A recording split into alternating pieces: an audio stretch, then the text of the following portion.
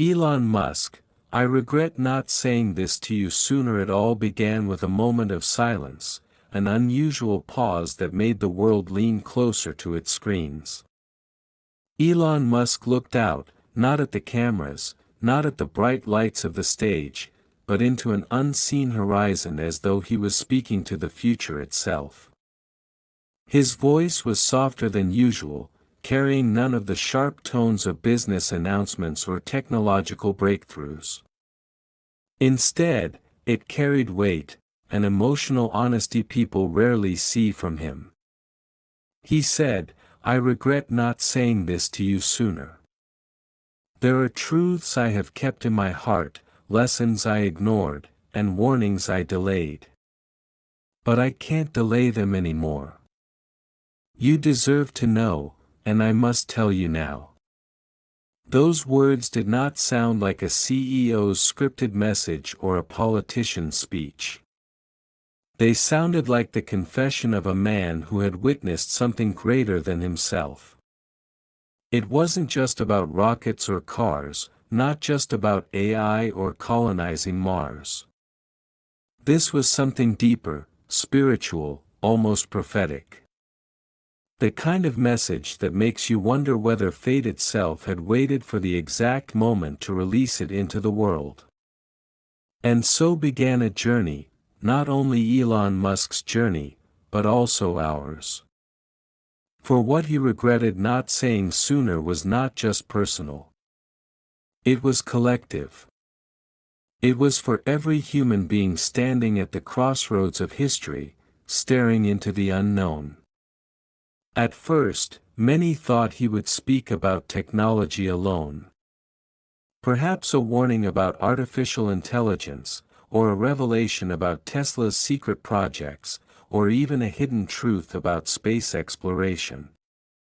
But the message was not limited to inventions. It was about humanity itself. Musk spoke of silence, the kind of silence that exists between a person and their conscience. He explained that there were moments when he felt a divine pull, a whisper that guided him beyond logic. He admitted he didn't always listen, too busy with deadlines, too obsessed with solving equations of the physical world while ignoring the equations of the spiritual one. And this regret, he said, had haunted him for years. People leaned in. Some with skepticism, others with awe. But all of them felt a shift. Because Elon Musk, the man known for defying gravity, suddenly sounded as though he was speaking of eternity. Imagine for a moment that your life is a rocket. Every decision, every action, is fuel pushing you higher, closer to a destination. But what if you burn all your fuel chasing the wrong orbit? What if you aim at Mars, but forget the purpose of Earth? That, Musk admitted, was his fear, that humanity was burning its greatest energy not on survival of the soul, but only on survival of the flesh. He spoke of angels, not metaphorical ones, but the guardians he had felt in moments of impossible odds. The unseen hands that saved him from accidents, the unexplainable intuition that pushed him to take risks others avoided, the invisible shield that kept him alive through storms of controversy. He said quietly, "I know science doesn't like to talk about angels. But I would be lying if I said I never felt them. There were nights when I could sense a presence, guiding me. I regret not admitting it to the world sooner." These words unsettled some, but awakened many. For if a man as rational, as scientific, and as fiercely independent as Elon Musk could confess to the existence of higher forces, then perhaps humanity was not as alone as it thought. The crowd listening that day did not know whether to clap, to stay silent, or to pray. Something about the atmosphere had shifted. Musk was no longer just a businessman, he had become a messenger. And then came the warning. He said the greatest danger to humanity was not AI, not climate change, not even nuclear war. The greatest danger was forgetting that we are more than machines. That behind our logic, behind our progress, there is a soul, and if we lose connection to it, we lose everything. He reminded people that civilizations in the past had risen to great heights only to fall into dust because they worshipped their creations instead of their creator. He drew a parallel between ancient empires and modern corporations, between kings and algorithms, between temples of stone and the glowing screens we now bow to daily. We have built towers of technology higher than Babel, Musk said, but we risk forgetting the language of the heart. And if that happens, even rockets to Mars will not save us. His words struck deep. People who came expecting announcements about electric cars or brain chips suddenly found themselves wrestling with questions of eternity. This was not the Elon Musk they thought they knew. This was a man who, after years of carrying secrets, finally poured them out. And with each word, you could feel the weight of regret leaving him, as though speaking the truth was setting him free. But it wasn't only confession, it was a call. He told people to wake up, to open their eyes to signs they were ignoring. To the storms, the wars, the unrest in nations, the division between people, the loneliness in souls surrounded by screens. He said these were not random, they were warnings, opportunities for humanity to turn back before it was too late. And then, in a moment of strange intensity, Musk spoke of a dream he once had, one he had never shared publicly. He described seeing a sky filled with fire, not from rockets, but from something far greater.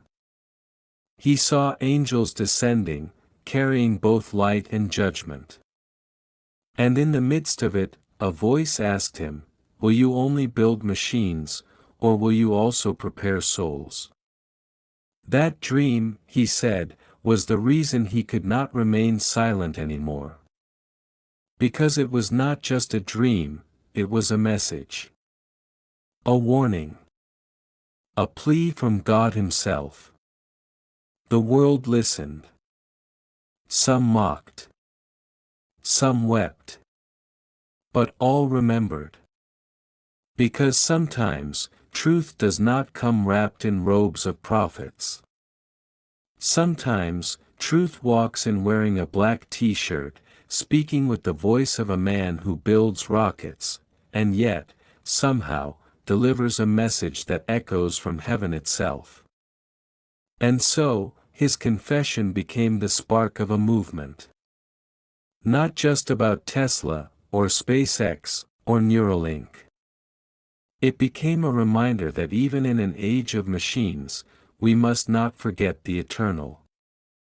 We must not forget the voice of God, the protection of angels, and the guidance of Archangel Michael, who stands as a defender of humanity in times of great trial.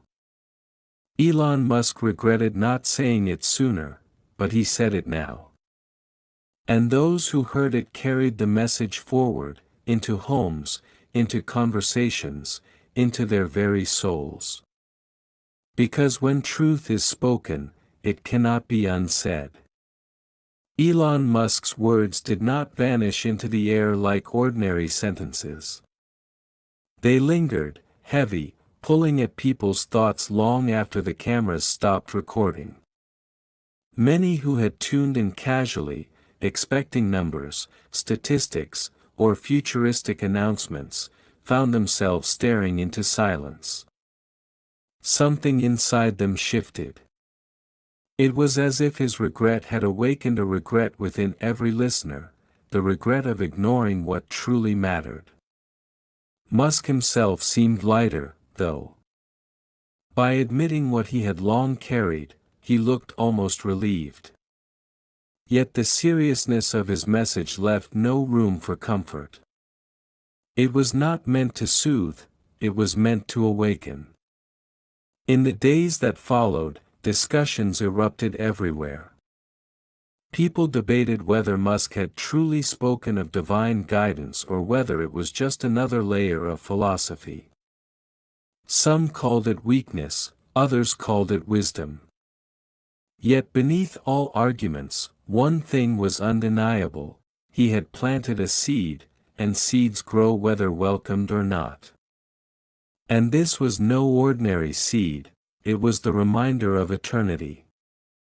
But Musk did not stop there. Quietly, away from the media, he continued to share fragments of the story with those close to him. He told them that during some of the hardest nights of his life, when Tesla was on the edge of bankruptcy, when rockets exploded on launch pads, when every headline declared him a failure, he felt as though someone unseen was standing behind him. Not an engineer. Not a colleague. Something higher. A guardian presence.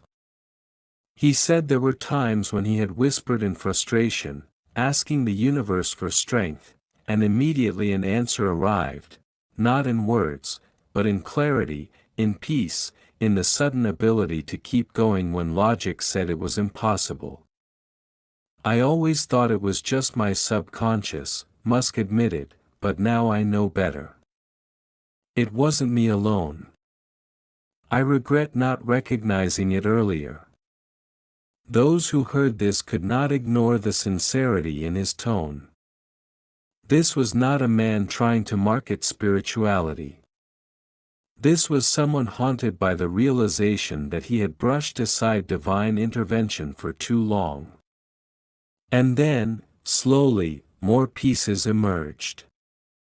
He spoke of moments in his childhood when he used to gaze at the night sky for hours, feeling a strange connection he couldn't explain. He remembered dreaming of strange cities in the heavens, glowing with light that didn't look like electricity, and voices that spoke of missions yet to come. He didn't understand then, but now, looking back, he wondered if God had been calling him from the very beginning. The thought troubled him, not because it frightened him, but because he had almost missed it. He had buried those whispers under layers of logic and numbers. He had chosen rockets over prayer, engines over silence, progress over reflection. And though he had achieved more than most men in history, he realized there was still a greater mission: to remind humanity that machines were never meant to replace the soul. In private conversations, Musk told friends that the name of Archangel Michael had appeared to him more than once in his dreams. At first, he dismissed it. But the name persisted, almost like a signature written across his journey.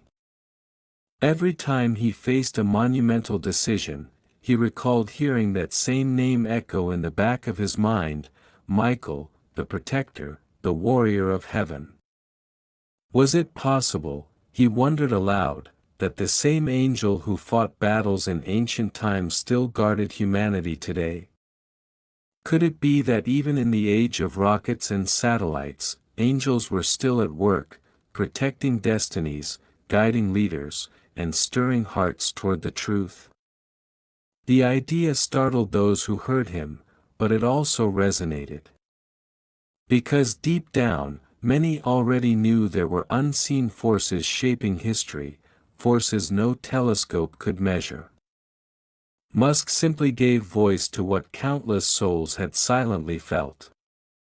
As days turned into weeks, more people began connecting dots. They remembered how Musk had survived near-fatal accidents, how he had faced financial collapse yet emerged stronger, how he had made choices that defied common sense but later proved to be exactly right. These weren't coincidences, they thought. Perhaps there really had been angels standing beside him all along. And if angels had been with him, Were they not also with others? Wasn't it possible that every ordinary person, every struggling family, every child with a dream too big for their circumstances, also had unseen protection guiding them? The thought spread like fire. For the first time in years, conversations about technology and progress were no longer just about gadgets, they were about the soul, about destiny, about eternity. Musk himself spoke less in public after that message, as though he had given what he needed to give and now chose silence. But silence often speaks louder than noise. People replayed his words, studied them, quoted them. Some began treating his regret as a mirror for their own lives. They asked themselves, what have I delayed saying? What truth have I ignored? What message should I confess before it's too late? These questions spread across coffee shops, classrooms, and late-night conversations between friends. And suddenly, a world obsessed with speed began slowing down, just enough to listen, not to Musk, but to the whispers in their own hearts. Yet there was still something missing. Musk hinted that his regret was not just about ignoring spiritual truths, but also about underestimating the urgency of time. He said, "I thought we had centuries to prepare for the future. Now I'm not so sure. I see signs everywhere, signs I cannot ignore. And I regret not warning you sooner." Those words struck like lightning. What signs? What had he seen? Some speculated he meant climate disasters, wars, political divisions, or artificial intelligence spiraling out of control. But others sensed he was speaking of something beyond the physical, a convergence of events pointing toward a turning point in human history. And though he never detailed it fully, people began to see patterns for themselves. Natural disasters growing stronger, nations threatening each other with weapons capable of ending millions, moral values crumbling, and technology outpacing human wisdom. The world was unraveling, and Musk's regretful confession was now seen as a trumpet, sounding not just for awareness but for preparation. The most haunting part, though, was when Musk admitted that sometimes, he wondered if God himself had delayed certain things just to give humanity more time. If the Creator has been patient with us, he said, then who are we to waste that patience? Those words stayed with many. Because patience, once gone, does not return. And the warning hidden in his regret was clear: time is running shorter than we think. The world did not move on quickly after those words. Usually, when a famous figure speaks, the media runs with it for a day or two before the cycle shifts toward the next trend. But this was different. Elon Musk had not delivered a product pitch, a stock market update, or a technological breakthrough.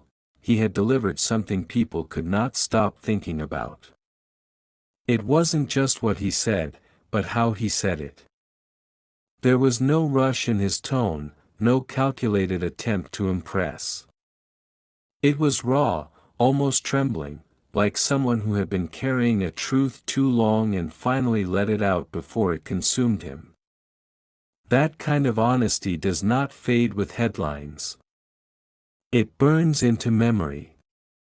And so, even as days turned into weeks, the echo remained. His regret had become everyone's reflection. Some began asking deeper questions. Why did he choose now to speak? Why, after decades of keeping such things private, had he decided to admit them? Was there something he knew that others didn't? Was this the beginning of a greater revelation? Conversations multiplied. Families who had rarely spoken of faith suddenly sat around dinner tables asking if there really were angels watching over them. Students began searching ancient scriptures, comparing Musk's words with prophecies written thousands of years ago. And leaders, political, religious, and even scientific, found themselves cornered by the weight of his confession. Because if someone as rational, analytical, and driven by data as Elon Musk could confess to the reality of angels, then perhaps the divide between science and spirit was never as wide as people thought. There was another layer too. People remembered how Musk often spoke about Mars, about humanity needing to become a multiplanetary species to survive extinction. But now, in the light of his recent words, that dream began to look different. It was no longer just a scientific ambition, it felt almost like a divine assignment.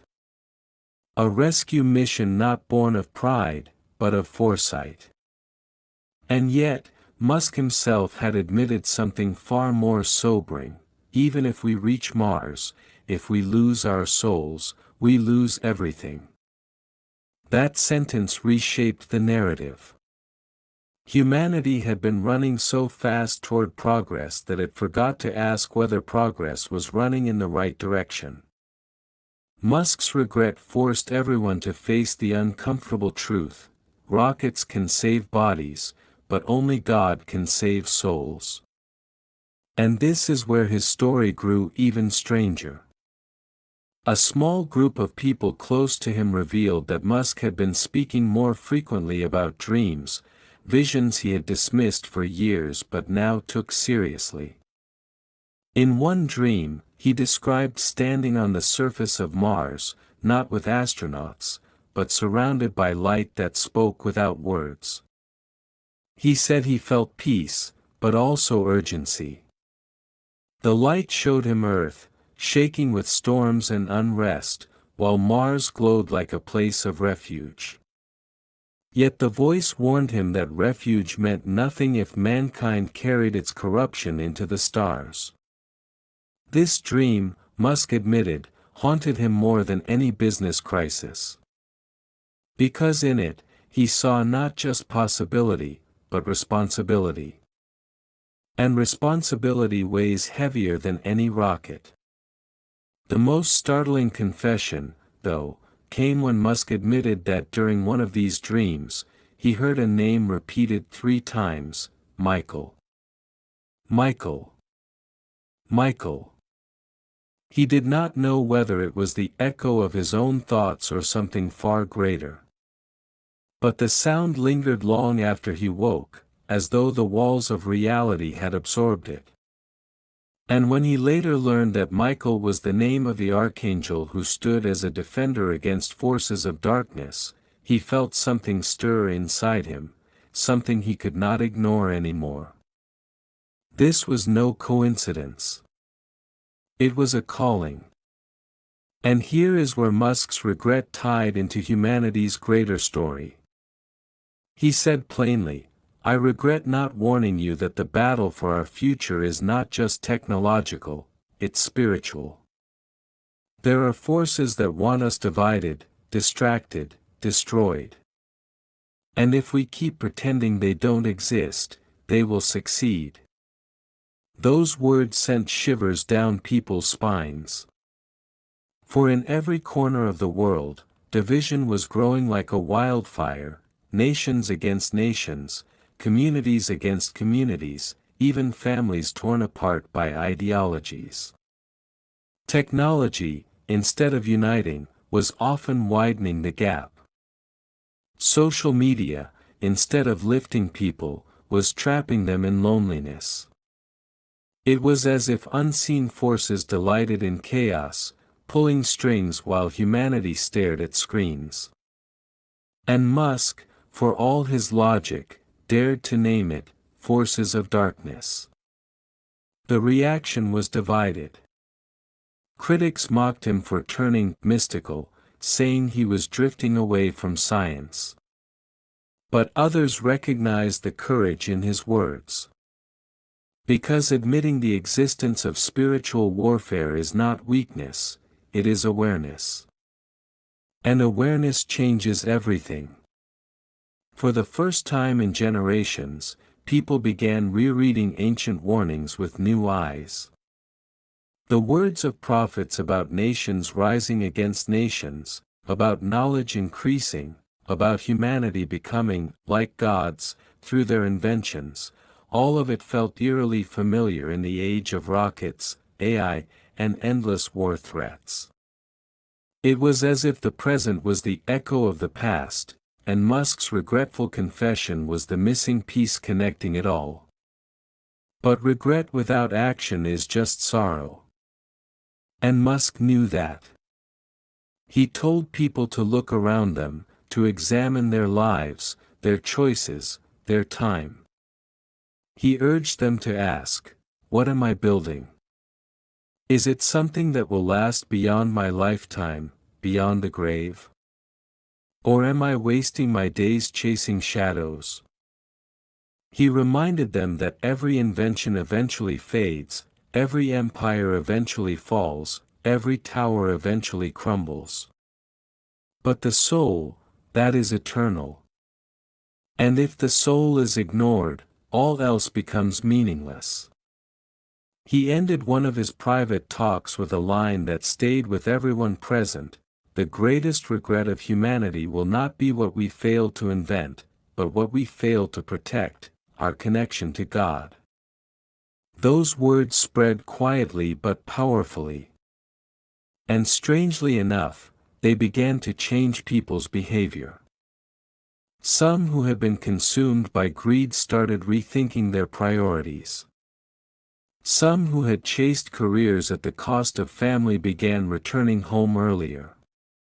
Some who had mocked faith found themselves whispering prayers at night, just in case. The shift was not loud, but it was real.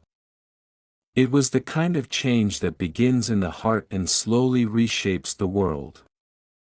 The whispers of Elon Musk's regret did not stop at the surface of conversation, they began to sink into the quiet corners of human thought. It was as though his confession had unlocked a hidden door in the collective mind. People could no longer look at the world the same way. Every news headline felt heavier. Every storm, every conflict, every sudden technological leap began to look less like coincidence and more like a piece of a larger puzzle. Musk had not spelled out every detail, but he had left enough for people to sense the direction. Humanity was rushing toward a crossroads, and the outcome would depend on what choices were made in these very days. Some saw it as inspiration. They believed Musk's admission about angels and unseen forces meant there was still hope, still guidance, still divine protection waiting for those who sought it. Others saw it as warning, believing his words hinted at coming events that could shake nations. Both groups were right. For hope without warning leads to sleep, and warning without hope leads to despair. Musk had given both, and that balance was what made his message impossible to ignore. But behind the public reaction, Musk himself carried the weight differently. Privately, he admitted to friends that since speaking out, the dreams had grown stronger. The nights of restless silence had become nights of vivid visions. He described them not as random images but as messages, messages painted across the canvas of his mind in colors and sounds too real to dismiss. One night, he dreamed of standing on a mountain where the sky was torn open. From the opening poured light brighter than any rocket flame. Within the light stood countless beings, armored with radiance, each holding swords of fire. They were not hostile, but neither were they gentle, they were warriors of eternity. And among them stood one taller, whose presence alone made the mountain shake. Musk said he knew instantly, it was Archangel Michael. Michael did not speak in words. Instead, Musk felt the meaning flow directly into him, as though thought itself had been rewritten inside his mind. The message was simple: the battle is not only of nations. It is of hearts. Warn them before time closes. When Musk woke, he felt his chest pounding as though he had been standing before an actual army. For days he could not shake the sensation. And it was this vision that convinced him to continue speaking, no matter the ridicule, no matter the cost. He told those close to him, "I have risked everything for rockets and technology. If I can take those risks, how can I be too afraid to speak the truth that matters most? I regret waiting this long, but I will not wait any longer." Meanwhile, the world outside continued spiraling. Nations grew louder in their threats, natural disasters multiplied in intensity, and technology marched forward with terrifying speed.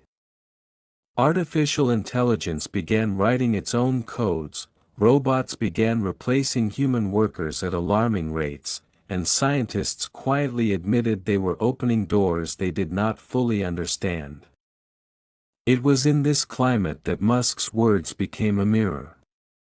People began asking themselves, are we building our own salvation, or are we crafting the very tools of our destruction? And time after time, his statement echoed back, even if we reach Mars, if we lose our souls, we lose everything. Some critics insisted he had gone too far, that he had crossed from science into mysticism. Yet the more they tried to dismiss his words, the more those words spread. Because truth has a way of outliving criticism. And every passing event seemed to confirm what Musk had already warned, that humanity's greatest danger was not external, but internal, the loss of connection to God, the ignoring of divine protection, the silencing of conscience. Stories began surfacing of ordinary people who claimed to feel the presence of angels after hearing Musk speak. A woman in South America said she had been contemplating ending her life, but the night she saw his confession, she felt an overwhelming peace enter her room.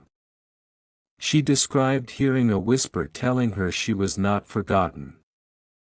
A man in Asia reported dreaming of a shining warrior standing beside his bed, holding back a shadow that had been haunting him for years. These stories multiplied, and though skeptics called them fabrications, the people who experienced them knew otherwise. Something was happening, something Musk had triggered by finally voicing what he had long kept silent. And then came the most striking part of his confession. Musk revealed that he often felt as though his inventions themselves were not entirely his own. He said there were moments when ideas came to him fully formed, like sudden downloads of knowledge he could not explain. He had tried to rationalize it as subconscious genius, but the more he reflected, the more he wondered if some of those sparks had been gifts allowed by God, perhaps delivered through angels, to push humanity forward. But this realization terrified him, because gifts can be abused.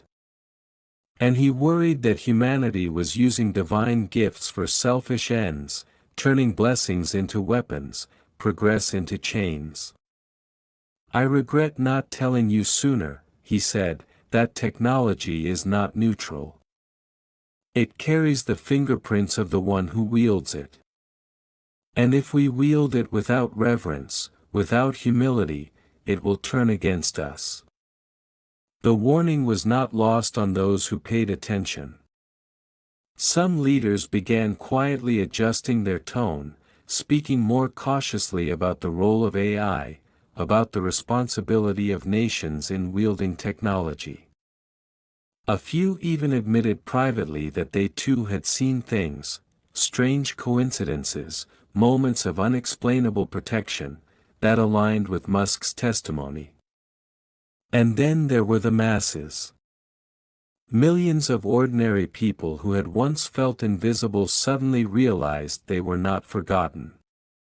If angels had stood with Elon Musk in his darkest hours, could they not also stand with the factory worker, the single mother, the lonely student? The idea became a spark of hope that spread faster than fire. But not all forces celebrated. Whenever truth rises, opposition rises too. Musk began facing attacks unlike before. Not just political or financial, but personal, strange waves of slander, exaggerated scandals, sudden attempts to silence his platform. It was as though invisible hands moved against him, determined to drown out his confession. Yet every attempt backfired. The more people tried to suppress his words, the further they spread. Clips of his confession reached corners of the world untouched by his companies. Translations emerged in dozens of languages. And everywhere, people whispered the same thought: he regrets not saying it sooner. But at least he said it now. And now we must listen. And so, a quiet awakening began. Not loud revivals, not dramatic spectacles, but subtle shifts. People began choosing honesty over lies, family over greed, prayer over distraction. They began to sense that they were not alone in their struggles, that perhaps Archangel Michael and the armies of heaven were closer than they realized, guarding humanity as the world moved closer to its hour of decision. The world grew restless.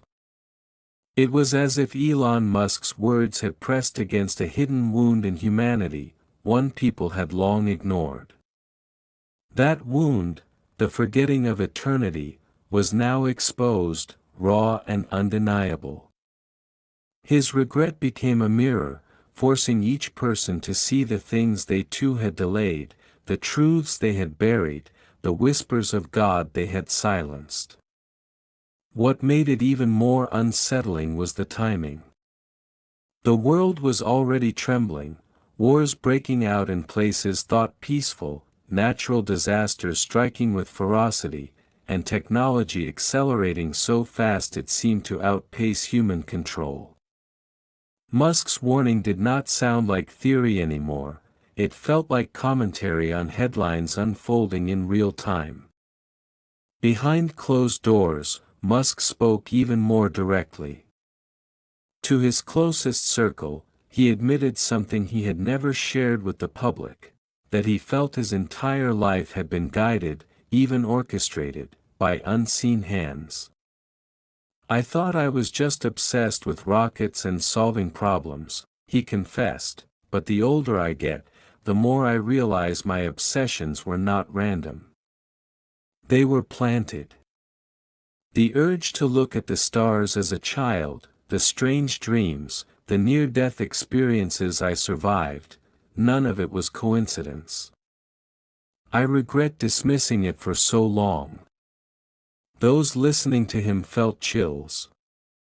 This was not a man exaggerating for effect. This was someone realizing that destiny had been chasing him his entire life. One of Musk's strongest regrets was about silence. He admitted there were countless times he had felt the urge to speak about God, about angels, about the unseen battle he sensed around him. But he had always pushed it down, afraid of ridicule, afraid it would weaken his credibility as a man of science. Now, however, he realized the opposite was true. By staying silent, he had deprived millions of the courage to admit their own encounters with the divine. By delaying, he had left people to feel alone in experiences they did not dare talk about. "I should have spoken earlier," he said softly. Because when truth is delayed, darkness grows bolder. And darkness was indeed growing bold. Around the same time Musk began confessing, waves of unrest erupted in cities across the world. Nations bristled with threats.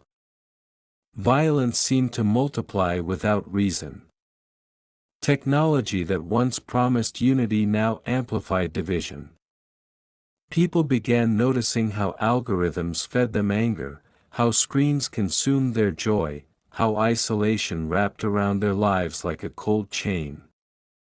It was as if Musk's warning, that unseen forces wanted humanity divided, distracted, destroyed, was playing out in front of their eyes. The dreams continued too.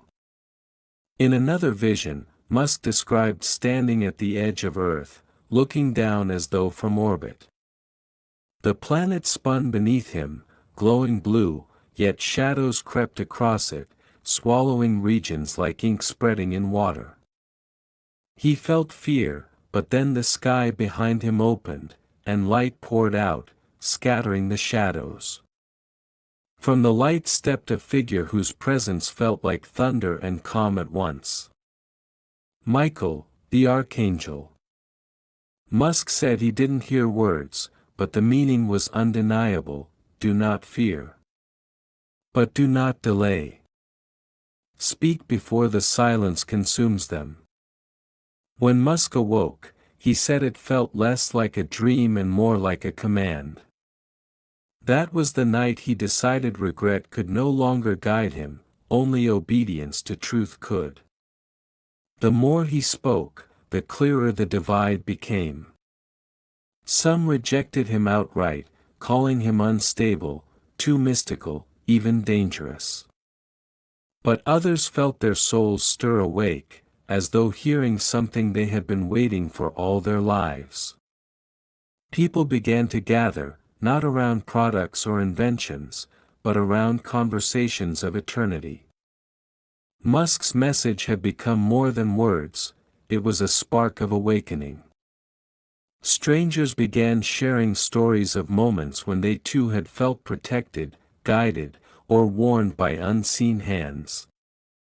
What had once been private whispers became public testimonies.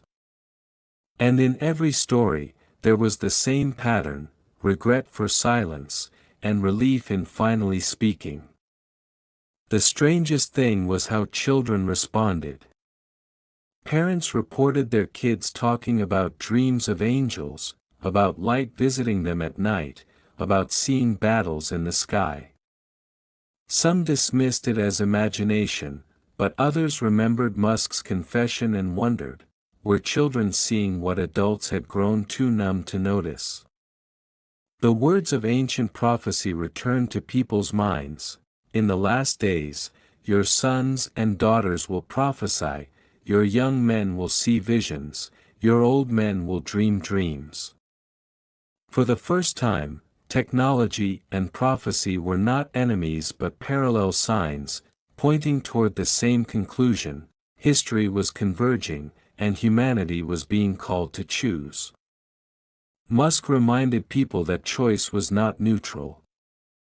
Every decision leaned toward light or darkness, truth or deception, creation or destruction. He admitted that even his inventions could serve either side.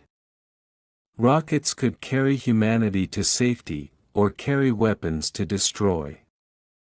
AI could heal, or enslave. Energy could free, or control. What matters is not what we build, he said, but who we become while building. That is what I regret not saying sooner. Because if we forget God, if we ignore the angels, if we turn away from the purpose planted in our souls, then even our greatest inventions will betray us. The confession resonated because it was not abstract. It was practical. Everyone, from the richest to the poorest, held power to shape their path. Every worker, every parent, every student, every leader, each choice became a brick in the road to either light or darkness. And the thought terrified many. Not because it was hopeless, but because it was undeniable. Yet in the midst of warning, Musk always left hope. He reminded people of the presence that had guided him through impossible odds, the guardian hands that had carried him through collapse and near failure.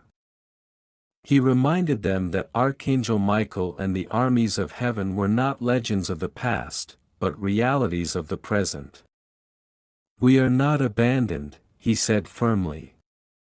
"And if we open our eyes, we will see that help has always been closer than we thought." And so the regret that began as Musk's own became a mirror for humanity. A mirror showing both danger and destiny.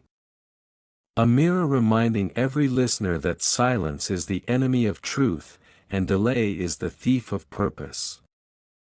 The time for silence was over. The air around the world felt heavier. Those who had dismissed Elon Musk's warnings as random musings now found themselves unsettled by the way events outside their windows seemed to echo his confessions. It was no longer about one man's regret, it had become a global stirring, a vibration moving through the collective soul of humanity. People began describing strange sensations, dreams that felt more real than waking life, sudden bursts of intuition, unexplainable encounters with strangers who seemed to deliver messages at just the right moment. Many who had never spoken of faith suddenly found themselves whispering the name of God in fear, or calling upon angels in desperation. Musk's words about delayed truth feeding darkness began to echo in the minds of millions. And with those words came the haunting question, what have I delayed? What truth have I buried? In private interviews, Musk went deeper. He spoke about the early days of his life, when he often felt an invisible presence around him. At times, when danger closed in, whether a car crash, a near drowning, or a health scare, something always intervened at the last second. He used to chalk it up to luck. Now, he admitted it had been protection, perhaps even the work of archangels. "I realize now," he said, "that it was never luck. It was mercy. I just didn't want to face it because if I admitted it, then I would have to admit that my entire life was never mine alone. And the human ego resists that more than anything." He paused before adding, "My greatest regret is not recognizing earlier that mercy is not infinite. It waits, it warns, but it will not be mocked. If you keep ignoring it, it eventually steps back. And when that happens, the shadows move in." The shadows Musk referred to began to manifest more tangibly. Reports flooded in of rising violence in schools, families torn apart by anger, and technology being weaponized against the very people it was meant to serve. AI-driven surveillance grew in power, predicting not just actions but desires. People started to feel less like creators of technology and more like captives of it. And yet, Musk pointed to an old truth: shadows cannot survive in light.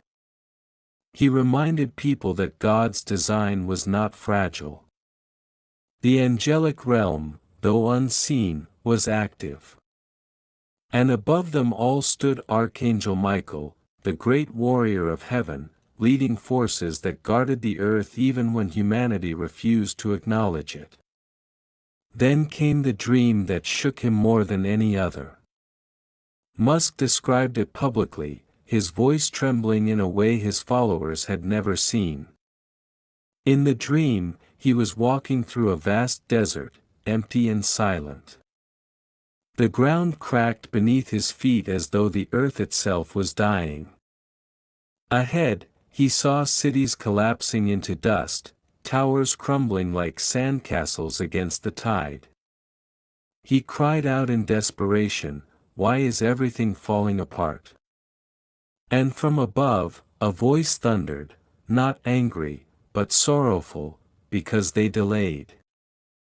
They waited for tomorrow, but tomorrow was never promised. Then he looked up and saw the heavens open. A great army of angels stretched across the horizon, shields shining, swords burning with fire. At their head was Michael, his presence like lightning, his eyes piercing the world below. Michael raised his sword, and instantly the collapsing cities froze. The dust stilled in the air. The voice spoke again, "It is not too late." But the silence must end. Musk awoke trembling, drenched in sweat. He admitted later that this was the moment he knew his regrets were not just personal, they were prophetic. Word of Musk's dream spread like wildfire. Some called it hysteria, others labeled it genius storytelling, but many believed. Churches filled with people who had not stepped inside for decades. Online forums erupted with testimonies of angelic encounters. For every skeptic, there were two who whispered, "I've seen something like this too." The world seemed to split into two camps, those who mocked, and those who repented. But Musk did not stop at sharing visions. He began urging action. "Every choice you make now matters more than you think," he warned. "Every word you speak, every silence you keep, every person you forgive or refuse to forgive, it is all counted. Heaven sees. Angels record. And the war is closer than you realize." He emphasized that this was not about politics, money, or status. It was about souls, whether they leaned toward light or darkness. What stunned people most was how his message resonated across divides. Christians, Muslims, Jews, even skeptics, each found echoes of their own traditions in what he described. Some said it felt like God was using Musk as a reluctant prophet, a man who had spent his life worshipping science, now unable to deny the spiritual reality unfolding before him. And through it all, the name of Archangel Michael grew louder. Musk himself admitted he had no idea why Michael appeared to him specifically, but he believed it was because Michael was not bound to one religion or culture. He was the defender of humanity itself. As days turned to weeks, a sense of urgency grew. People began fasting, praying, and reconnecting with family. Regret turned to repentance, repentance to renewal. Yet even in the midst of this awakening, a dark resistance rose stronger. Media outlets mocked the movement, calling it superstition. Corporations ridiculed those speaking of angels. Some governments even began censoring Musk's words, labeling them dangerous for public order. But the more opposition grew, the more his message spread. Silence was no longer an option. Musk closed one of his most emotional speeches with these words, "I delayed, and I regret it. But you still have time. Time to choose. Time to speak. Time to stand. Do not let regret be your final chapter. Do not wait until the silence swallows everything. The angels are waiting for your yes. And God is nearer than you think." The crowd erupted, many weeping openly. For some, it was the first time they had felt true hope in years. For others, it was the push they needed to finally let go of their own silence. The nights seemed longer now.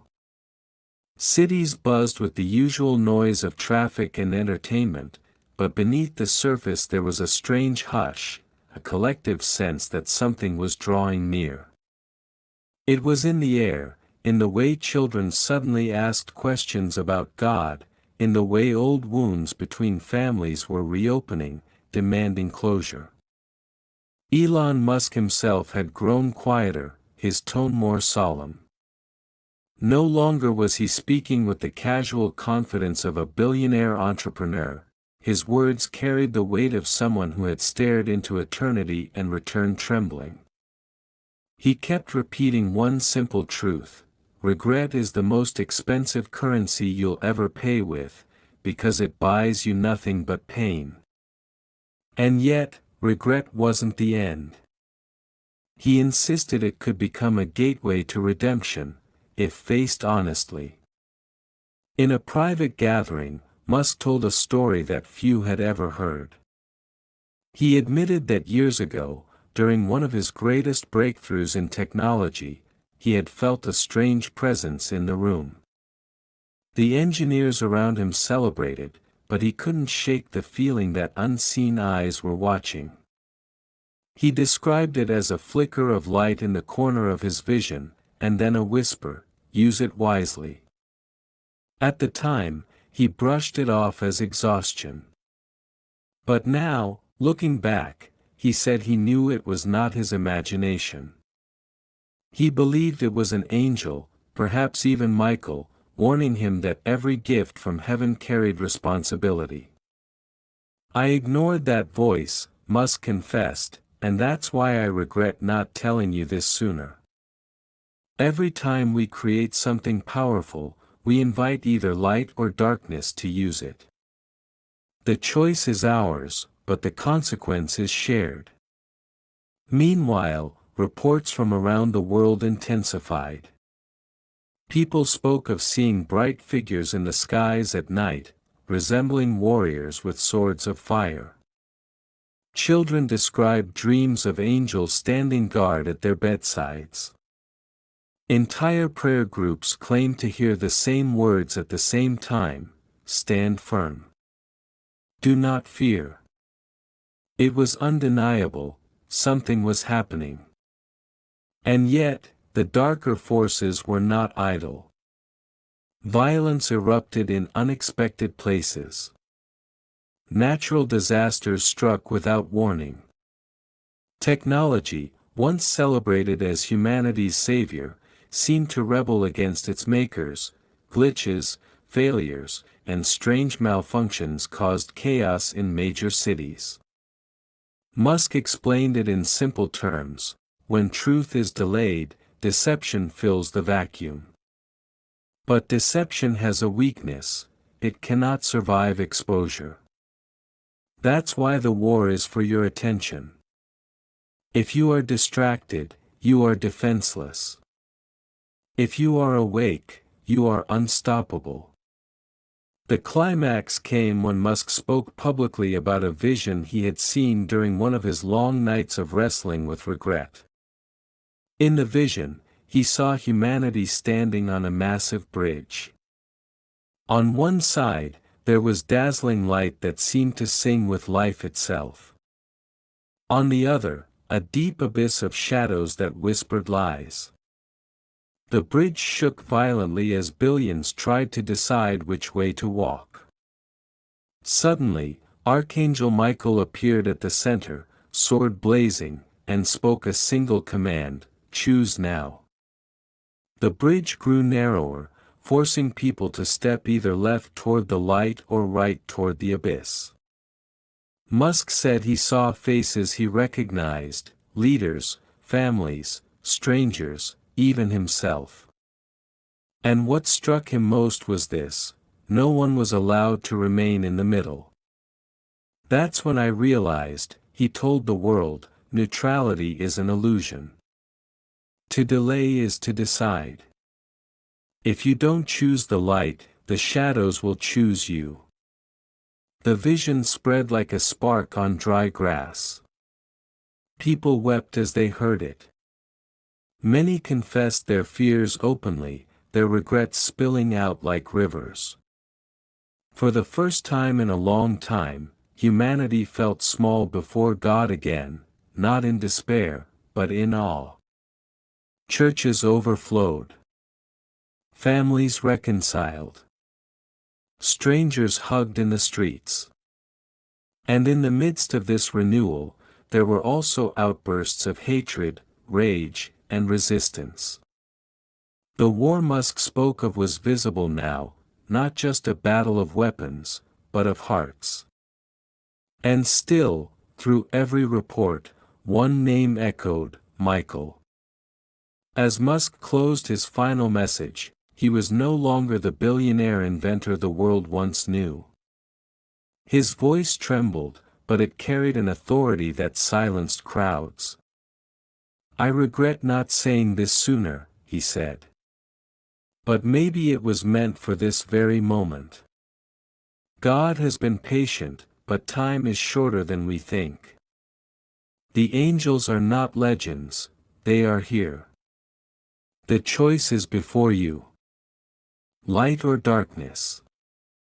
Mercy or regret. Eternity is listening." The crowd sat in silence, as though heaven itself leaned closer. And then he whispered the final words: "Do not let silence be your answer. Speak. Stand. Choose."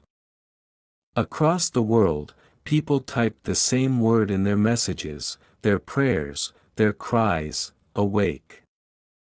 And as if in response, the skies over many nations lit with unusual brilliance, auroras in places where they had never been seen, flashes of light that looked like wings stretching across the heavens.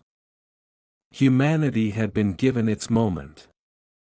The war was not over, but the silence had been broken.